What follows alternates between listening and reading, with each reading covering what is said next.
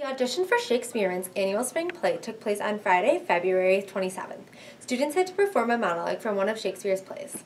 I am auditioning with the 7 Ages of Man speech, which Jacques in As You Like It gives. It's basically takes the 7 decades of a normal person's life and makes it into a metaphor for a play. Like, first is the infant, then is the schoolboy, and then is a soldier. But then we skip over, just to make it shorter, the lover, and then the judge, where he becomes an honored member of society, and then old age, and then becoming decrepit. All the world's a stage, and all the men and women merely players. They have their exits and their entrances.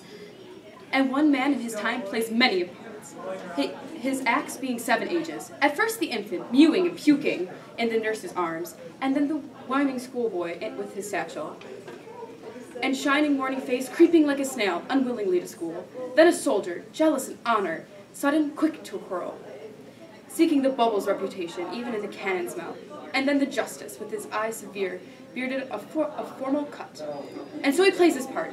The 6 ages shifts into lean and slippered pantaloon, with spectacles and nose and pouch on side, and a big manly voice.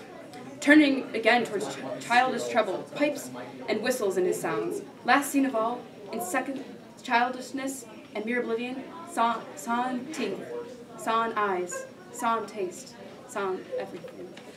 Well, if I do say so myself, we are rather witty, and we put up a pretty good show. We'll have you laughing and crying, and maybe because you're crying because you're laughing, that's a side effect of coming, so just warning you. Was ever woman in this humor won? Okay. I'll have her, but I will not keep her long. What?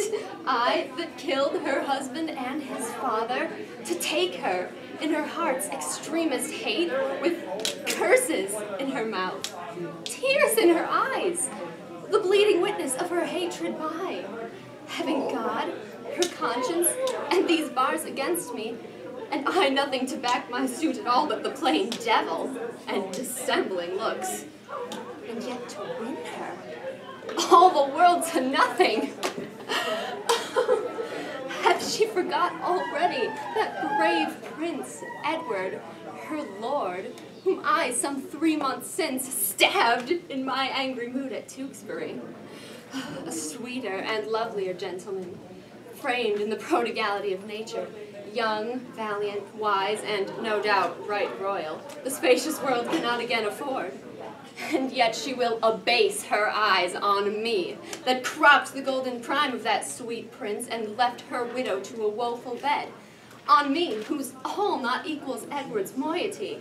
On me that halts and am misshapen thus. My dukedom to a beggarly denier, I do mistake my person all this while.